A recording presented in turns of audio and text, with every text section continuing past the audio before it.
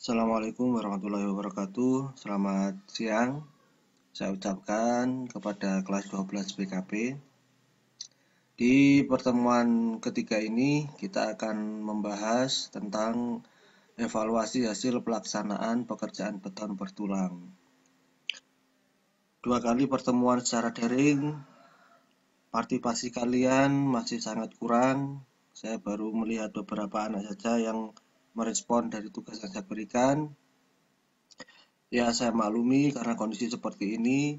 Harapan saya bagi yang belum mengumpulkan tugas, segera mengumpulkan karena tidak lain seorang guru bisa memberi penilaian kepada kalian hanya melalui tugas-tugas yang kalian kumpulkan.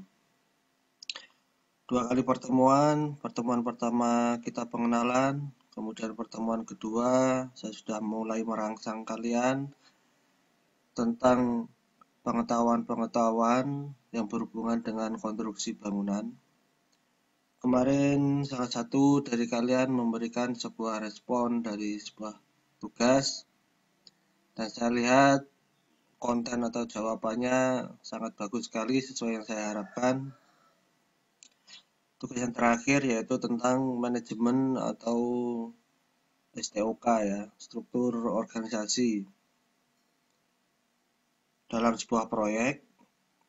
Tujuannya supaya kalian itu memahami dalam sebuah proyek itu ada siapa saja yang berperan dan apa tugasnya, sehingga dengan pengetahuan itu nanti akan membuat kalian paham siapa yang menjadi petugas pelaksana, siapa yang menjadi petugas pengawas, siapa yang menjadi owner. Dari situlah mata pelajaran ini kita akan bisa memahaminya dengan baik. Ya, karena mata pelajaran ini poinnya adalah pelaksanaan dan pengawasan, jadi ada 2 pekerjaan, yaitu pekerjaan pelaksanaan dan pekerjaan pengawasan. Kedua pekerjaan itu tidak mungkin dilaksanakan oleh satu pihak atau satu orang, jadi maksud dari tugas kalian yang kemarin itu supaya kalian lebih mendalami secara tupoksi ya, tugas atau fungsinya. Ya, kalau saya mereview sedikit flashback di pertemuan kemarin, yaitu pelaksana. Pelaksana itu yaitu orang yang melaksanakan pekerjaan proyek. Pengawas yaitu yang mengawasi pekerja proyek. Jadi sebuah proyek bangunan itu bisa berjalan dengan baik kalau dilaksanakan dan diawasi dengan benar. Sebenarnya secara kompleks tidak sebatas itu ya. Jadi sebenarnya dalam proses pembangunan itu mulai dari perencanaan sampai evaluasi itu banyak sekali unsur-unsur yang terlibat. Tapi kita fokuskan dalam mata pelajaran ini 2 pekerjaan utama yaitu pelaksanaan dan pengawasan. Baik, nanti kita sambung di pertemuan-pertemuan berikutnya. Untuk pertemuan kali ini kita akan masuk ke dalam pembahasan tentang pekerjaan beton ya, tepatnya yaitu beton bertulang. Masih dengan saya Bapak David Kurniawan. Langsung saja kita mulai yang pertama yaitu kita mulai dari pengertian ya. Pengertian beton bertulang, kita mulai dari pengertian beton dulu. Pengertian beton adalah salah satu bahan bangunan yang masih banyak dipakai dalam pembangunan fisik, harganya relatif murah, pembuatannya, pelaksanaannya juga praktis, dan kondisi saat ini masih belum tergantikan di dalam dunia konstruksi. Pekerjaan beton menurut definisinya adalah pekerjaan memproduksi beton, yaitu campuran antara agregat halus, agregat kasar, semen, air, atau porselen adiktif, pouring, penuangan beton ke cetakan. Jadi dalam pengertian ini saya yakin kalian sudah paham yang dimaksud beton ya. beton itu apa ya, kalau bahasa kalian mungkin ya cor lah ya, cor. Jadi cor itu secara definisi adalah sebuah campuran antara agregat halus, agregat kasar dengan semen yang dituangkan dalam sebuah cetakan ya. Nah, apa yang dimaksud agregat? Apakah baru kali ini kalian mendengar? Harusnya harapan saya itu bukan kali ini kalian baru mendengar pengertian agregat ya. Karena sejatinya mata pelajaran ini adalah mata pelajaran lanjutan, yaitu harusnya kelas 2 kemarin kalian sudah mendapatkannya ya. Jadi semester 1 ini Bapak tinggal melanjutkan. Agregat halus, agregat kasar. Ini kalau di lapangan kita artikan sebagai pasir dan koral. Kalau agregat halus itu pasir, agregat kasar itu koral, ya. Nah, material-material seperti batu, seperti pasir itu disebut agregat karena dalam akademisnya, dalam penelitiannya itu sebenarnya ada ketentuan ya. Secara teknis itu ada ketentuan khusus ukurannya masing-masing bebatuan yang dipakai itu harus sesuai dengan mutu beton yang direncanakan. Maksudnya gimana? Jadi, kalau pasir dan kerikil sudah tentu ukurannya berbeda ya. Nah, nanti kalau kita sudah bicara kerikil, itu ukurannya juga sangat bermacam-macam. Ada kerikil kecil, kerikil sedang, dan sebagainya. Biasa disebutkan dalam satuan sentimeter. Nah, nanti kalau kita bisa berkesempatan tatap muka, saya tunjukkan langsung ya. Macam-macam agregat itu yang ukurannya seberapa, digunakan untuk apa gitu ya. Nah, ini secara eksplisit saja saya jelaskan di sini. Ya, contoh lain kalau digunakan untuk beton itu biasanya agregat kasar ukuran 2/3 cm ya, atau 1/2.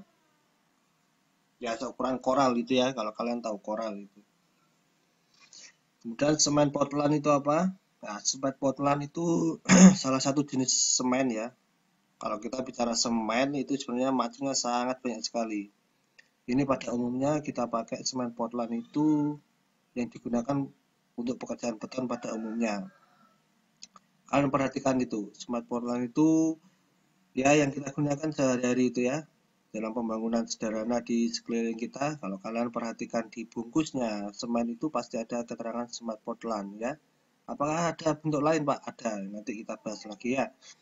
Air, ya tentunya kalau air ini ya air yang standar untuk pekerjaan beton. Tidak semua air bisa dipakai ya, apalagi air kelapa, bukan. Air minum bisa, air laut tidak bisa, air hujan kurang baik, bisa tapi kurang baik, nanti pengaruhnya di mutu beton ya. Kemudian ada ada zat adiktif ya, itu zat tambahan. Nah, kemudian pouring itu proses menuangkan beton ke dalam cetakan. Oke. Kemudian kita lanjutkan tentang beton bertulang. Beton bertulang adalah kombinasi dari beton serta tulangan baja yang bekerja secara bersama-sama untuk memikul beban yang ada. Tulangan baja akan memberikan kuat tarik yang tidak dimiliki oleh beton. Nah, ini ya. Kenapa dinamakan materi kita itu beton bertulang? Karena dalam materi ini ada dua bahan yang harus kita bahas, yaitu beton dan tulangan. Nah, disebut beton bertulang itu ketika terjadi sebuah percampuran atau kombinasi antara material beton dan material tulangan atau besi ya. Nah, di sini saya ilustrasikan seperti ini. Oke ya. Nah, nih. Belum ya. Ini adalah besi atau tulangan. Ini contoh besi dan tulangan yang sudah dicampur. Ya, ini nanti akan dituangkan sebuah beton. Nah, tujuannya kenapa beton itu dikasih tulangan? Karena gini ya, beton itu mempunyai kuat tekan. Beton itu kalau kalian tekan sedemikian rupa, itu kuatnya sangat besar. Tetapi kelemahan beton itu apa? Kelemahan beton atau cor itu ketika dia mendapatkan gaya tarik. Nah, perhatikan. Beton itu kelebihannya kalau ditekan. Tetapi kalau ditarik itu adalah kelemahannya. Maksudnya seperti apa, Pak? Contoh aja ya. Contoh sederhana itu seperti kalian ambil bata merah itu. Kalian ambil bata merah. Bata merah itu kalau kalian tekan sedemikian rupa, katakanlah gini, bata merah kalian kasih beban 1 kilo, mungkin tidak apa-apa, ya kan? Atau 10 kilo lah, mungkin tidak pecah. Tetapi kalau kalian tarik dengan beban 10 kilo, apa yang terjadi? Patah kan? Sama kayak beton juga kayak gitu. Jadi antara kekuatan tekan dan kekuatan tarik itu tidak sama. Misalkan saya ilustrasikan, kalau beton itu dikasih tekanan 10 ton itu kuat, mungkin kalau ditarik dengan kekuatan 5 ton saja mungkin sudah putus, sudah rusak, ya. Itu maksudnya. Nah, untuk mengantisipasi itu, supaya beton mempunyai kekuatan yang ditekan juga kuat, ditarik juga kuat, maka kita membutuhkan material tambahan, yaitu besi. Nah, ini. Nah, itu maksudnya ya. Supaya beton itu mempunyai kekuatan yang maksimal, maka kita beri tambahan material yaitu pembesian atau bahasa teknisnya adalah tulangan. Ya, beton bertulang. Ya kayak kalian lah. Kalian tuh punya tubuh kan? Tubuh itu apa fungsinya tulang kalian itu? Nah, supaya ditekan dan ditariknya juga lebih kuat. Begitu ya. Bayangkan kalian punya tangan nggak ada tulangnya, bisa buat narik? Nggak bisa kan? Ya, sama kayak beton. Beton itu dikasih tulangan supaya apa? Ketika dia mendapatkan beban tarik itu dia mempunyai daya yang maksimal. Oke, lanjut ya. Nah, ini ilustrasi saja.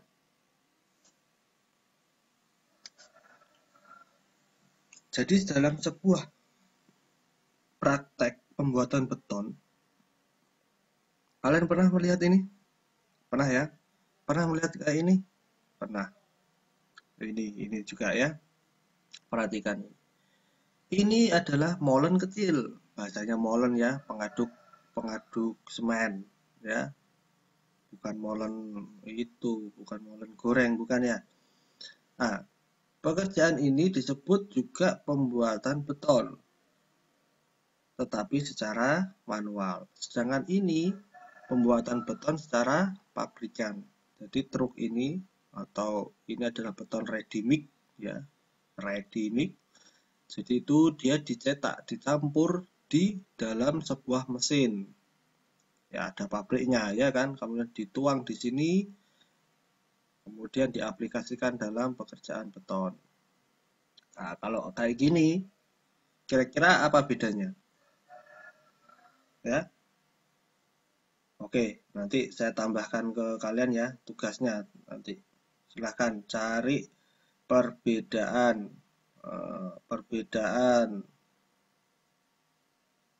mutu atau perbedaan beton dibuat dengan manual dan beton dibuat dengan mesin. Oke ya. Nah, ini juga pengaplikasian beton. Nah, kita perhatikan di sini ada tulangan, di sini ada tulangan. Nah, pertanyaannya apakah ada Pak beton yang nggak pakai tulangan Pak? Iya ada. Di beberapa penggunaan beton ada yang tidak menggunakan tulangan. Contoh kayak gini jalan, ya jalan rabat ya.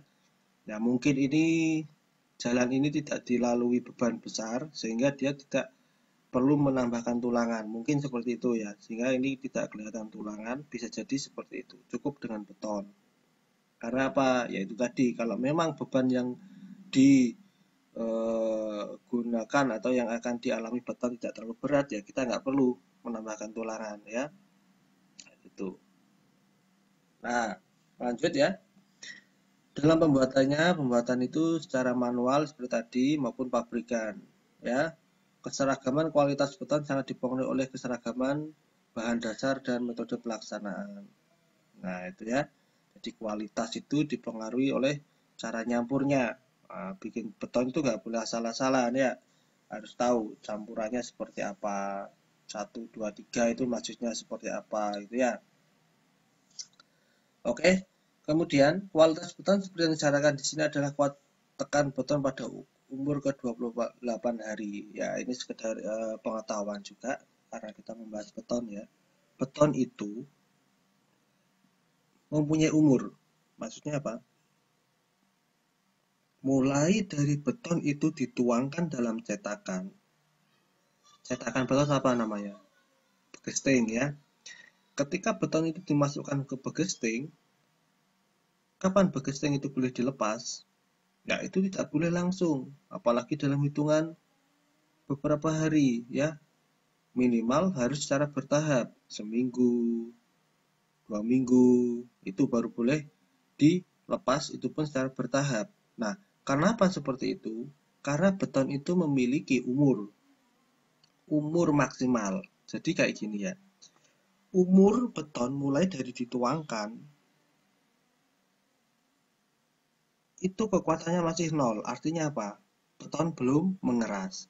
Nanti umur seminggu beton sudah mulai mengeras. Umur 2 minggu beton semakin mengeras. Semakin mengeras sampai umur ke-28 hari itu baru beton mencapai mutu yang maksimal. Makanya kalau di lapangan itu kalian harus perhatikan jangan sampai beton sebelum umur 28 hari itu digunakan atau dilepas begestingnya. Karena apa? Bisa jadi nanti kalau belum waktunya dia matang itu akan sangat membahayakan dalam penggunaannya. Itu ya. Jadi itu alasannya. Nah, apakah bisa dipercepat? Bisa. Sebelum 28 hari bisa dengan tambahan-tambahan bahan kimia ya. Tapi idealnya itu 28 hari. Itu nanti ada proses kuring ya. Selama pengeringan itu setiap hari harus disiram dengan air supaya maksimal. Kayak gitu ya. Nah, ini juga harus dicatat ini. Jangan lupa nanti pekerjaannya meresum. Itu kalian harus masukkan ini. Penting ini ya. Umur beton. Mutu beton. Mutu beton itu sangat banyak ya. Nah, mutu beton itu manakala bisa diukur kalau dibuat dalam pabrik ya. Pabrikan itu enak kita ngukurnya. Tetapi kalau buat betonnya manual itu sulit diukur ya. Jadi kadang itu orang tinggal masukkan gitu. Akhirnya apa? Ya ada yang kurang dari mutunya, ada yang lebih, ada yang nggak jelas juga ya. Nah, mutu beton itu contohnya seperti apa? Nah, ini ya, mutu beton ini perhatikan.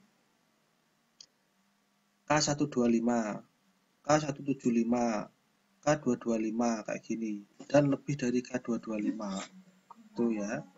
Jadi tujuan atau penggunaannya pun bermacam-macam, ada yang struktural seperti itu ya. Maksudnya apa? Nah, ini untuk beton struktural. Struktural itu untuk bangunan-bangunan yang tinggi, bangunan besar seperti gedung, jembatan atau rumah bertingkat kayak gitu ya. Nah, ada juga non struktural. Ini khusus beton yang mutunya di bawah ini 125 ya. Itu untuk pekerjaan mungkin rabat lantai atau pekerjaan apa rabat karpot rumah itu yang tidak harus memenuhi kriteria ini ya.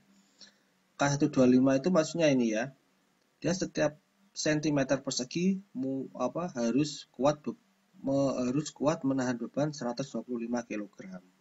Gitu ya. Pengertiannya seperti itu. Nah, itu bisa digunakan untuk struktur. Paling paling rendah itu kalau nggak salah berapa ya? Mungkin ya sekitar K100, saya nggak tahu. Sekarang jarang sekali K100 itu di pabrik itu. Biasanya yang ini ya mulai K125, 175, 225 sampai K di atas 225 ada. Itu nanti ada pembuatannya khusus. Nah, informasi saja tambahan ya. Bisa kalian itu pesen pesen beton. Caranya gimana? pergi aja ke ya itu ya pabriknya beton itu ya, apa istilahnya, blecing atau apa itu, beton, blecing beton atau apa itu ya, yang kalian bisa ada itu di pasaran, yang ada itu seperti merak merak beton atau apalah kalau di daerah kalian ya, browsing aja nanti. Nah, pesen aja kalau pesan beton itu biasanya kubikan ya. Jadi per kubik itu berapa, itu tergantung mutunya. Nanti mau dikirim sampai rumahmu atau tempat lokasi proyek berapa jauh. Ya, nanti ada ongkirnya dan juga ada harga betonnya. Harga betonnya per kubik itu setahu saya kalau tahun 2019 itu harganya bermacam-macam ya, itu kemarin K300 kalau nggak salah. K300 itu harganya mulai 850 per kubik. Nah, contohnya ini contoh aja ya. Sampai ada yang harga 950-an ribu per kubik itu ya. Jadi tergantung kebutuhan kalian berapa, dihitung, nanti pesan di sana, insya Allah kalau datang, nah itu sesuai dengan kubikasi yang kalian pesan, seperti itu. Bisa pesan, jadi nanti kalau nggak mau repot ya, daripada nanti itu salah satu kelebihannya kalau pabrik ya, mutunya terjamin, kita nggak repot dan sebagainya ya. Nah makanya itu nanti sebagai bahan evaluasi kalian. Beberapa komponen perlu dilakukan pemeriksaan. Nah, ini kaitannya dengan pemeriksaan beton. Jadi, dalam proses pembuatan beton bertulang, hal-hal yang perlu diperiksa atau dikoreksi kalau nanti kalian menjadi pengawas atau supervisor di sebuah proyek ya. Pertama, kualitas komponen bahan beton. Tadi ya, bahan beton apa aja tadi? Pasir, koral, air, semennya seperti apa ya, itu harus diperiksa. Upaya apa yang dilakukan apabila gradasi pasir atau agregat kaca tidak sesuai dengan JOP yang telah ditetapkan? Nah, itu agregat tadi ya, kebutuhan faktor air, kemudian analisis hasil uji sampling silinder beton. Apa ini? Ya itu ya, jadi walaupun beton itu diproduksi oleh pabrik, kita tetap harus melaksanakan apa? Pengujian ya. Kita tidak bisa mudah percaya saja dengan olahan pabrik, karena bagaimanapun juga pabrik itu adalah pihak luar atau di luar pekerjaan orang, di luar pekerjaan kita, sehingga ya kewajiban seorang pengawas itu juga melakukan uji beton. Nah, di sini yang salah satu metodenya itu dengan sampling silinder beton. Jadi beton yang keluar dari truk mixer itu dimasukkan ke dalam sebuah silinder, dicetak, nanti bentuknya seperti tabung, kemudian dimasukkan ke lab beton. Nah, diuji di sana apakah benar kekuatannya sama yang seperti yang kita pesan, seperti itu. Ya. Ini macam-macam aplikasi beton bertulang. Nah, bukan aplikasi Android apa di Google Store, bukan. Maksudnya penggunaan beton bertulang ya. Itu untuk apa?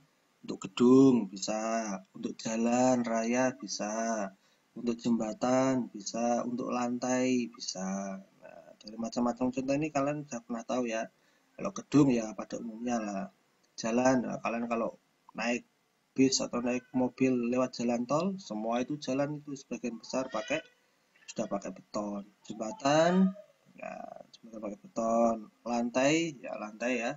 Rumahnya yang tingkat pasti ada dak lantai beton. Oke, ini tugas ya. Nanti sebelum masuk tugas saya jelaskan sedikit lagi tentang ini ya. Ini pelaksanaan pekerjaan beton untuk jalan dan jembatan. Ini saya siapkan file dari PU. Ini maksudnya apa? Ini di sini itu kita kalau sebagai pengawas, sebagai pengawas nanti tugasnya yaitu salah satunya mengawasi kualitas beton.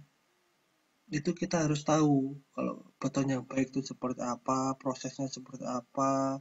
Nah, standar-standar yang harus kita evaluasi itu tidak lain sudah disiapkan dalam sebuah aturan-aturan ya. Dan karena cakupan pekerjaan beton itu sangat luas, maka di sini saya ambil contoh pelaksanaan pekerjaan beton untuk jalan dan jembatan yang sudah dievaluasi oleh PU ya. Jadi ini contoh saja. Di sini ada pembahasan tentang hal-hal dalam pekerjaan beton itu apa saja yang harus dipenuhi ya. Dari sini kalau kalian paham, nanti ini akan memudahkan kalian kalau sewaktu-waktu kalian terjun di lapangan ya. Nah, di sini mulai adukan agregat, beton, kemudian toleransinya harus seperti apa, angka-angkanya berapa, di sini ada semua. Nanti kalian pelajari ini sebagai tambahan referensi ya. Jadi angka-angka seperti di tabel kayak gini itu sebuah ketentuan. Nanti kalau di lapangan tidak sesuai dengan angka-angka ini, itulah sebagai bahan temuan kalian sebagai pengawas ya. Seperti ini. Ada sifat-sifat agregat itu diatur dalam SNI seperti ini ya.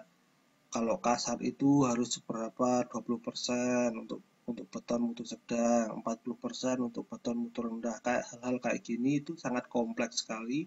Ini saya berikan secara singkat supaya kalian juga mempelajarinya tidak terlalu berat ya. Ya, kalau kita mau belajar detail itu nanti bisa kita di kesempatan-kesempatan yang lain, atau mungkin idealnya di bangku perkuliahan kalian ambil jurusan struktural pembangunan, insya Allah hal-hal seperti ini akan dibahas secara detail. Ini cukup kalian sebagai pengetahuan saja ya. Boleh kalian pelajari. Nanti kalau ada yang nggak paham langsung koordinasikan dengan saya ya. Nanti kalau saya nggak tahu ya kita koordinasikan sama-sama ke ahlinya kayak gitu ya. Ini tabel mutu beton ya, seperti yang tadi ya, ini yang saya sebutkan tadi ya. Kalau tadi di tabel presentasi tadi saya sebutkan oleh beton rendah ya 125 sampai 225. Nah, ini contoh mutu beton yang kualitasnya sangat tinggi sampai ke 800 ini ya. Nah, ini ada mutu tinggi, mutu sedang, mutu rendah. Nah, mutu rendah ternyata 125 ya. Ada ketentuan sifat-sifat campuran seperti itu ya. Nanti selam ini juga sebenarnya kita perlu waktu khusus untuk mendiskusikan ini ya, kapan-kapan kita bahas lagi. Jadi ya sebenarnya kesempatan kita seperti ini tuh sangat terbatas sekali ya. Bapak hanya bisa menjelaskan lewat media seperti ini ya, mudah-mudahan nanti kalian bisa menangkapnya dengan baik ya. Oke, tugasnya kalian rangkum dari penjelasan Bapak tadi ya, minimal dalam rangkuman kalian tuh minimal 1 halaman lah ya. Kalian isi apa ya, minimal ini ada poin-poinnya. Atau kalian mau definisikan sendiri nggak apa-apa ya, mau kalian atur seperti apa nggak apa, yang penting dalam pertemuan ini ada yang kalian tangkap dan kalian catat di buku kalian ya. Baik, itu aja bagi teman kalian yang mendengarkan yang tersampaikan pesan Bapak pembelajaran kali ini. Tolong sampaikan ke teman kalian. Bapak akan memberikan nilai juga ke teman kalian kalau mereka juga mengumpulkan ya. Apakah nilainya sama? Tidak sama. Bagi yang mengumpulkan secara on time, nilainya akan lebih baik daripada yang pengumpulan yang terlambat. Oke, mungkin dari Bapak itu saja ya dari pelajaran hari ini, sudah bermanfaat. Tidak menutup kemungkinan kalian mempelajari materi ini dari sumber-sumber belajar yang lain. Saya persilahkan, kalau ada yang tidak paham kita diskusikan. Bapak mohon maaf atas keterbatasan media ini. Kalau ada kekurangan silakan saja disampaikan. Kalaupun kalian minta Zoom meeting, insya Allah saya bersedia ya. Oke, saya mohon maaf sekali lagi. Assalamualaikum warahmatullahi wabarakatuh.